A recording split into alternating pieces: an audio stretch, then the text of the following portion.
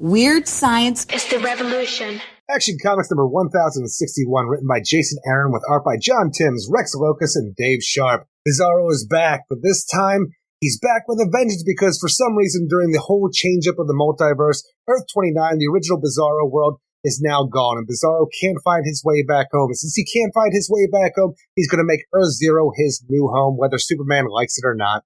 This is Jason Aaron kind of impressing us again. You had him with the Batman Off-World. I didn't expect much from that, and I liked it. And here's the thing that I like about this one is you don't even have as many problems with continuity and timelines and things because we don't really know what's going on, and trying to figure out might actually give you a big look at some problems in the, infinite multiverse deal, because it is weird that Bizarro World's gone. It's not there. It seems to be misplaced somehow. The idea, since we have an infinite amount of worlds once again, and not just 52 in our multiverse, stuff like that, the way that the multiversal guidebook and the map that they always like to bring out in DC Comics, it wouldn't look like that anymore because you have an infinite amount of worlds. And even the idea from the infinite frontier into here, it's been different because before we had, Earth-Zero was taken away as our main, the metaverse. Instead, we have a Earth Omega and an Elseworld that are now in the middle of the whole thing.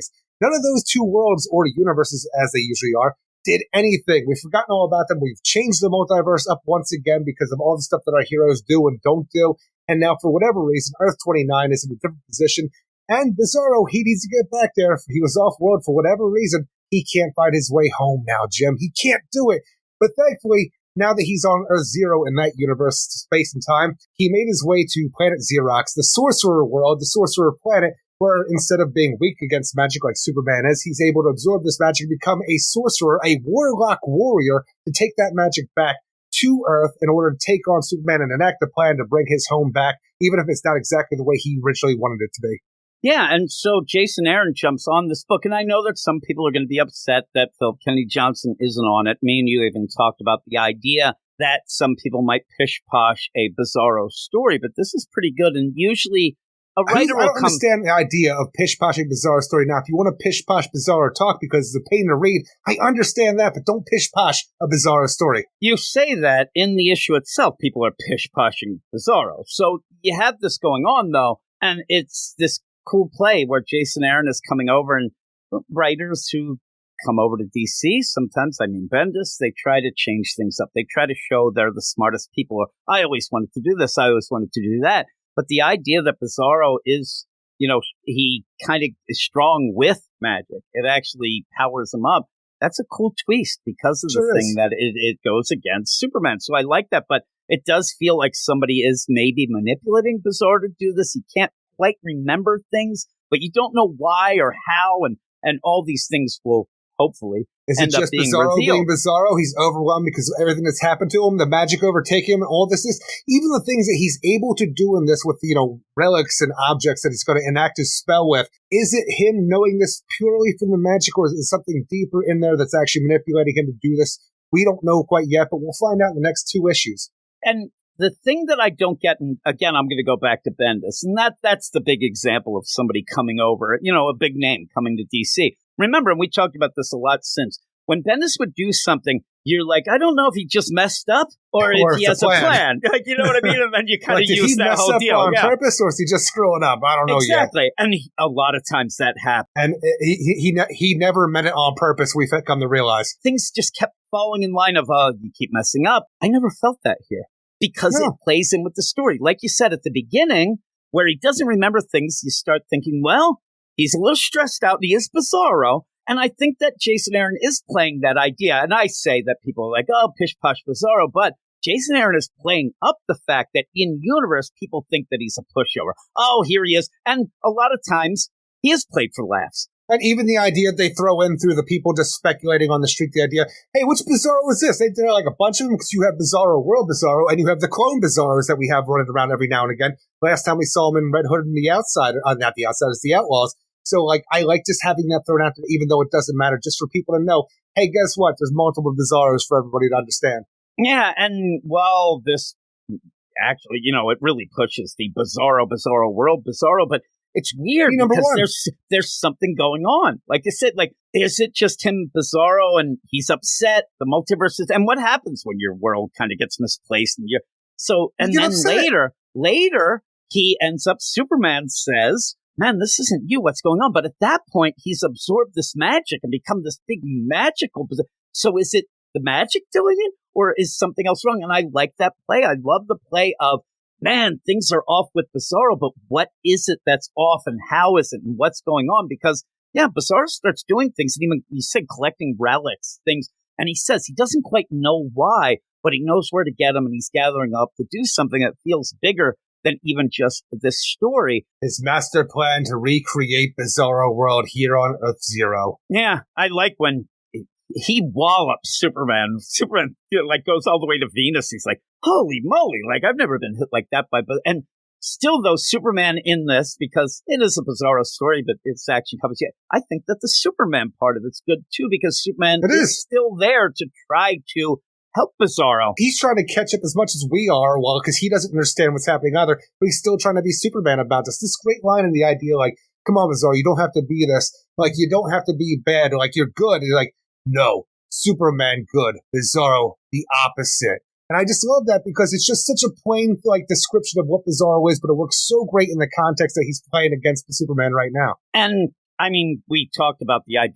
You hate Bizarro talk. You really hate it. You prefer the clone Bizarro because you don't get the Bizarro talk, and it's kind of a more serious deal. But in this, I hate backwards word magic. Oh, my goodness. But what happens is he uses that, which I did struggle to read that panel. Backwards word magic in Bizarro talk. But it works beautifully because you use those two elements to make it so you don't have Bizarro talk anymore through magic. Yeah, and he uses magic to have Superman, and he understands that you can actually play that out. But I hope that we get more. Now, by the end of this, it looks like Bizarro gets ripped apart, and maybe some whammy on Superman, but the whole world ends up. And it's almost like, I mean, if you want to go with it, Bizarro with the spores. Oh, my God. It almost feels like the Bizarro version of that. All of a sudden, he's his own son, the satellite, that all of a sudden he gets ripped apart, and then everybody has a little piece of Bizarro for them to become that. But I'm interested to see how that plays out. But I do like this play of, at that line you said, it almost feels like suddenly Bizarro really gets it. The idea of, you're always good, that means I always have to be bad, and it's that's bullcrap. I don't really love that, This is such a great line for these two characters, but it really just lets me know, just through that simple line of what's going on in this comic book alone, that Jason Aaron gets it, and that's what I'm really impressed about. I look forward to the rest of this, because I'm like, all right, he did it. He had one thing he really let me know through a single bit of dialogue, that he understands the characters, and I can't wait to see where we go next. Yeah, and in the Batman Off-World, you were off-put a little, Eric. That's my wordplay. But it was because of the continuity. Where does this lie? Or, Batman Year 1, whatever the case may be. Batman Year 2, I'm like, all right, he just got done fighting the Grim Reaper, now he's blasted off to space. That don't feel right. But once he got to space, you have to admit that he seems to get Batman, right? He seems to get the Batman deal. And in this, I said, he seems to get Superman Bizarro.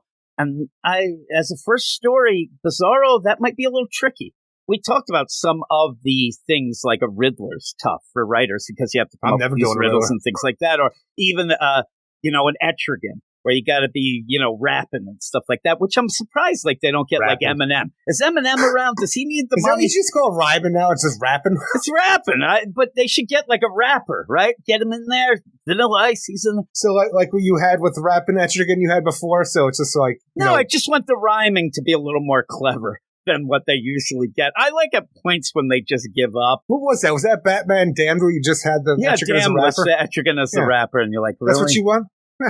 I don't want that. I want a rapper to write and get some clever rhymes, some wordplay. All of a sudden, Eminem would write them, and it's just diss tracks left and right. But Bizarro's speech, and that could be tough, too. And Jason Aaron, through this, he does also figure out a way to make it work with the magic so that he can talk with Superman after a while. But it is the whole thing as... Boy, do I appreciate it. Yeah, and so you get... But you play with it a little more by the end.